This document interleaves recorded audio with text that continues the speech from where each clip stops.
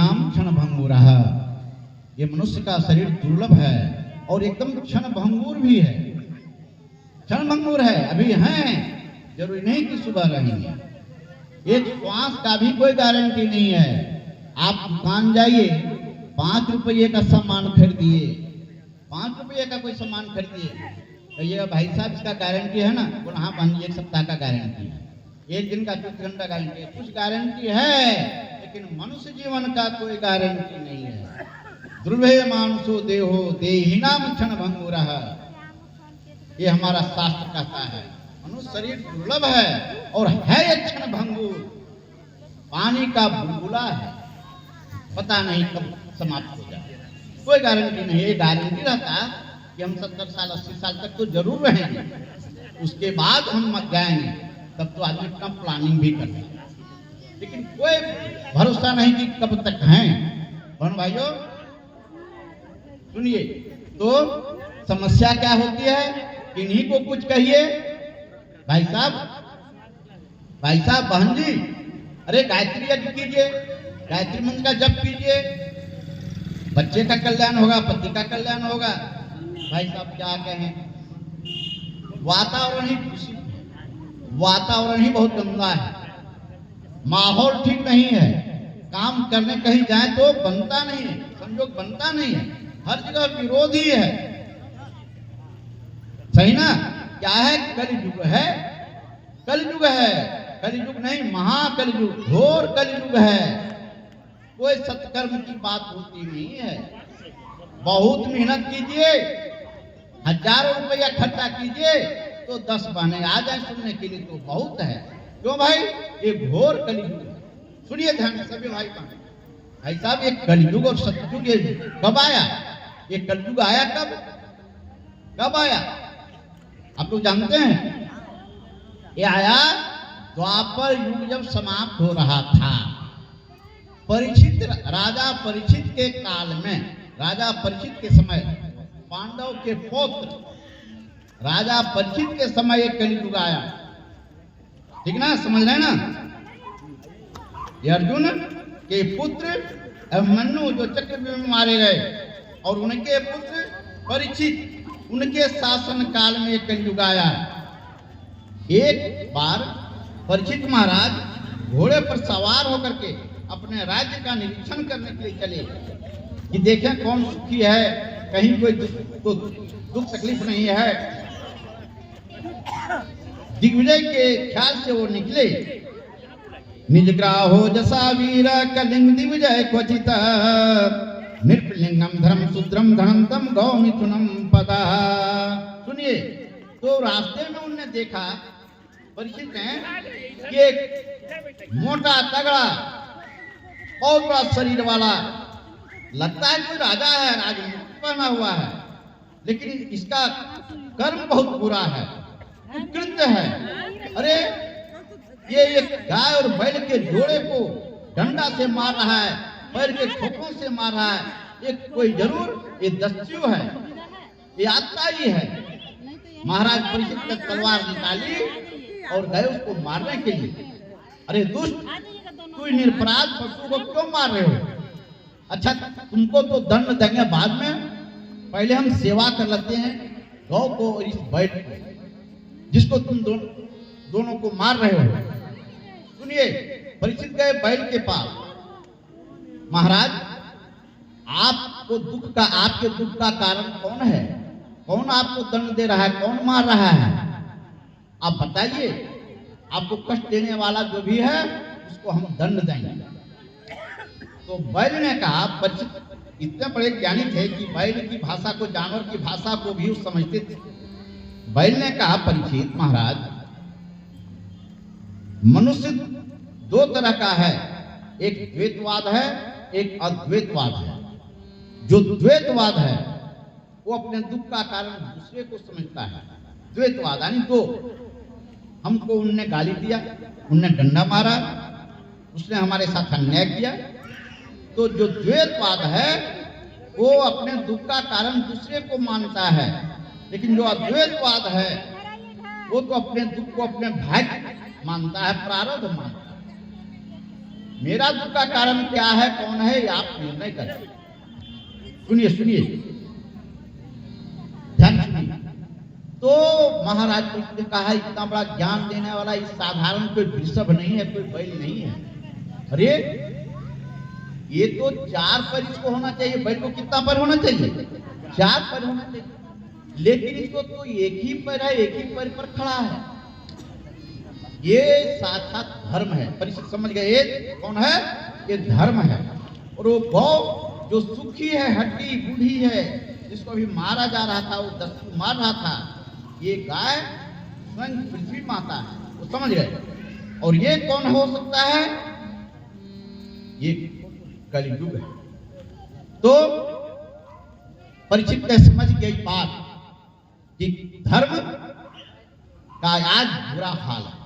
आज जो कलियुग में है, परिचित ने समझा धर्म का बुरा हाल। ये धर्म वृषभ है, किस तरह से 3 पैर इसका टूट गया है।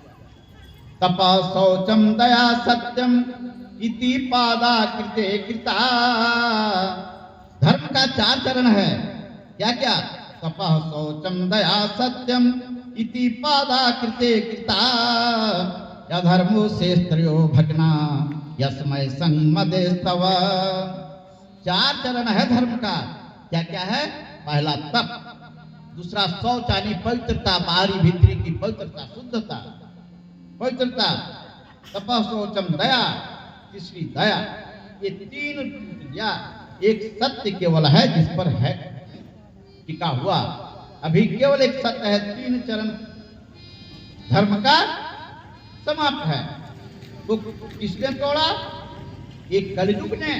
कलियुग का जो सहयोगी है, जो सेना है, कौन, असमय संग मदेस्तव। ध्यान दीजिए, तब समझ में आएगी।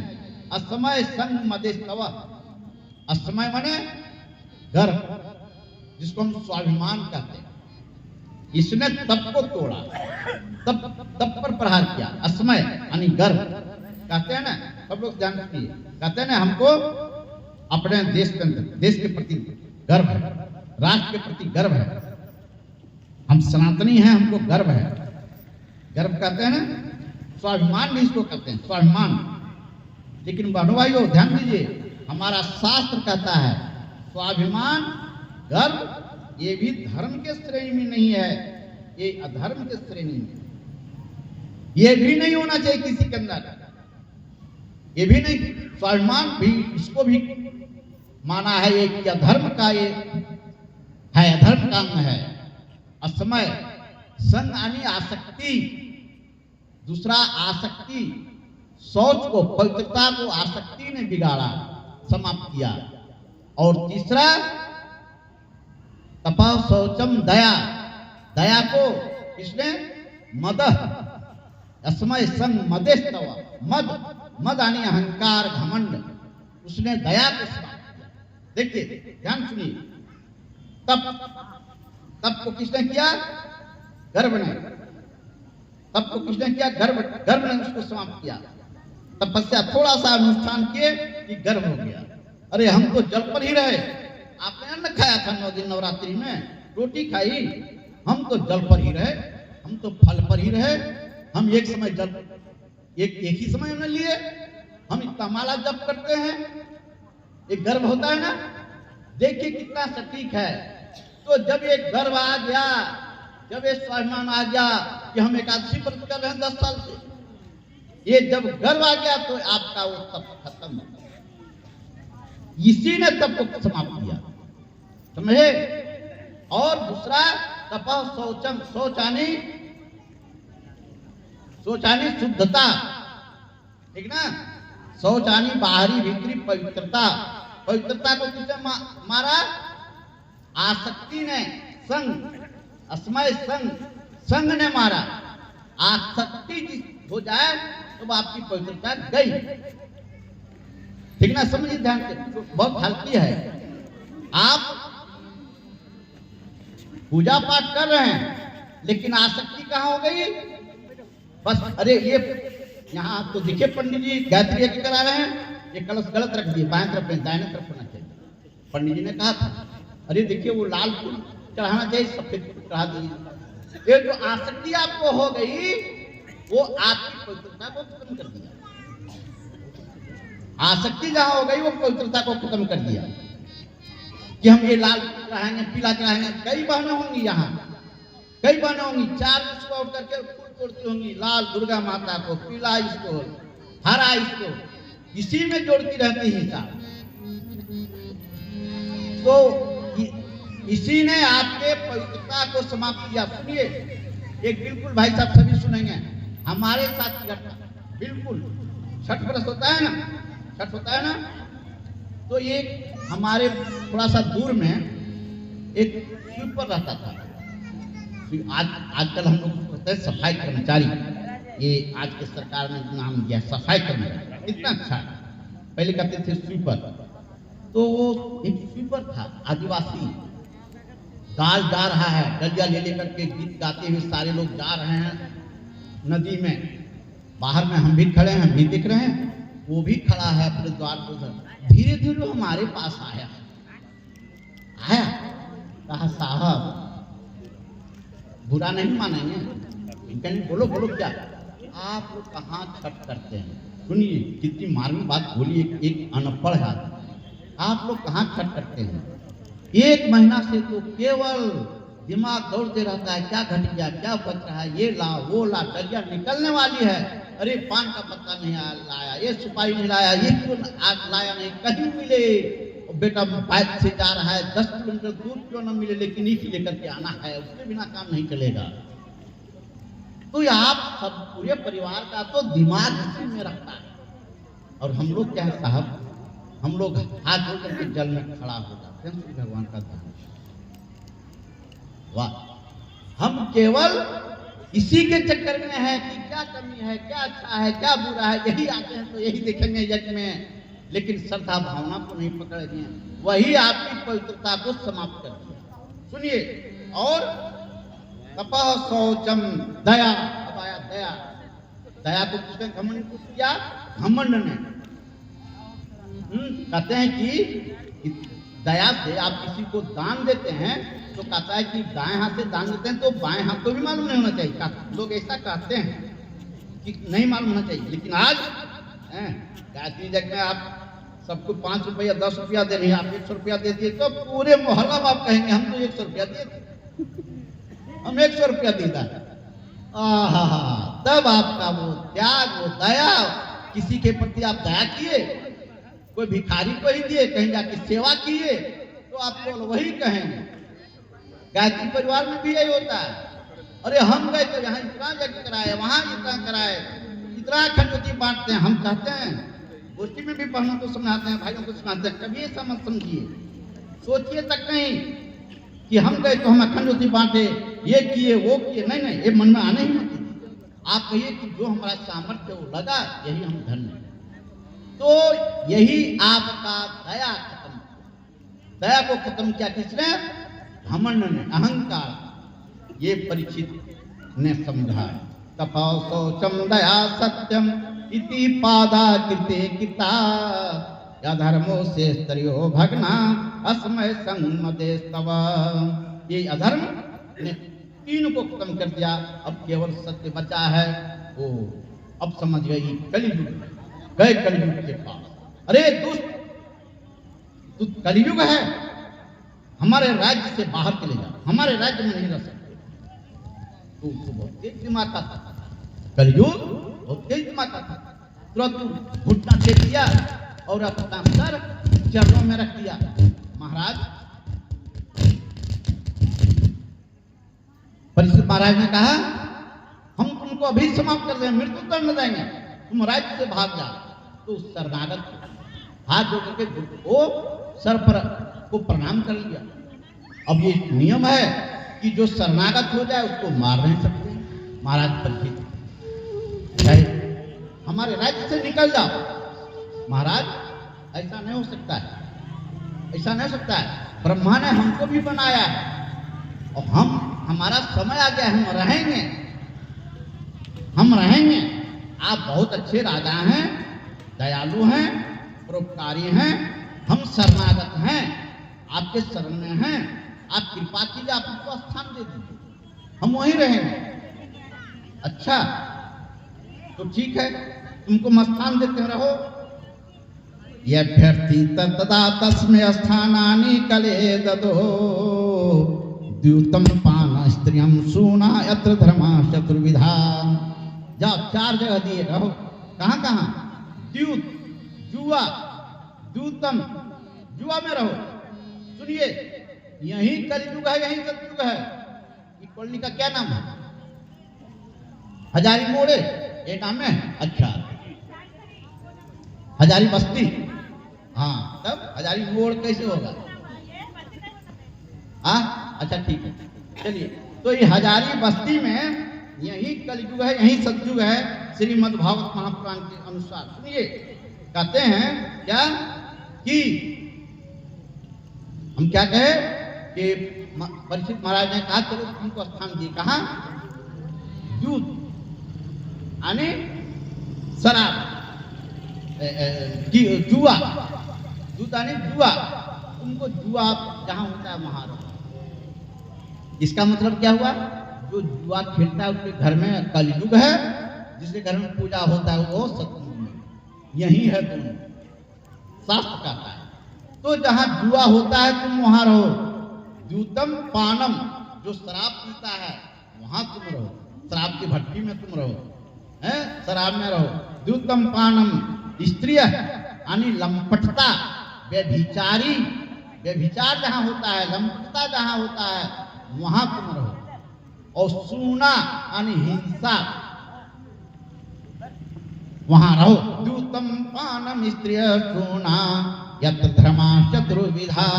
यहाँ पाप होता है, तुम इसी पाप में तुम रहो। अब सुनिए, अब कलयुग ने सोचा कि अरे ये बात तो सही है, हमको 4 स्थान दिए, लेकिन कलयुग ने फिर चाल चली। महाराज आपने 4 जो स्थान दिया है, सुनिए 4 स्थान कहाँ कहाँ याद है? जुआ, शराब, लंपटता, व्यभिचार जिसको कहते हैं, वैचारिक जिसको कहिए, स्त्रिया, सूना हिंसा। ये 4 जगह कलयुग का वास है।